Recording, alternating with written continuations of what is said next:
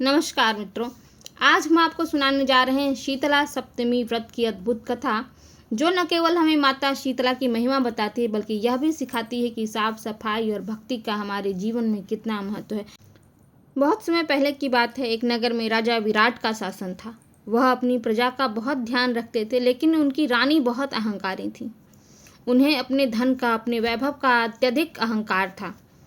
वह कहती कि मेरी हर समस्या का समाधान तो धन से ही हो जाएगा, फिर देवी और देवता की पूजा करने की क्या आवश्यकता है।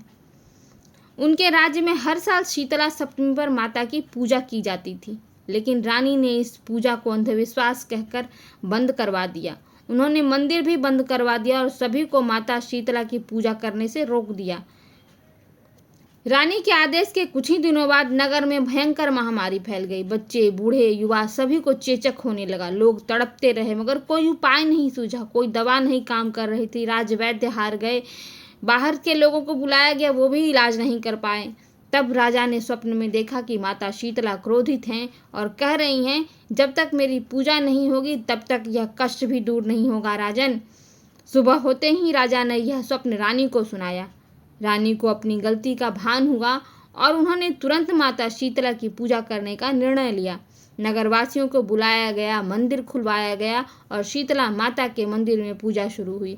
बासी भोजन का भोग लगाया गया। दूर्वा, हल्दी और जल से माता की अर्चना की गई, पूजा की गई।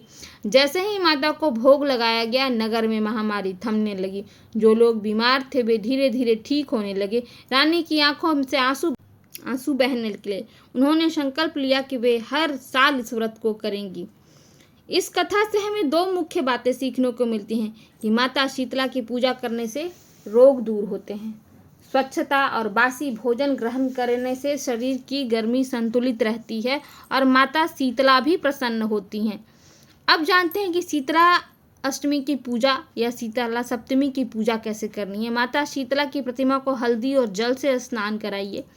बासी भोजन का ही उन्हें भोग लगाइए, जैसे खीर, पूड़ी, चावल, दही, रबड़ी, जो भी है बासी और ठंडा होना चाहिए। दूर्वा, हल्दी, कुमकुम और पुष्प चढ़ाइए।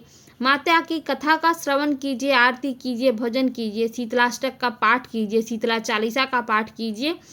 माता शीतला रोगों से रक्षा करने वाली देवी हैं। उनकी पूजा करने से घर में सुख, शांति और आरोग्यता बनी रहती है।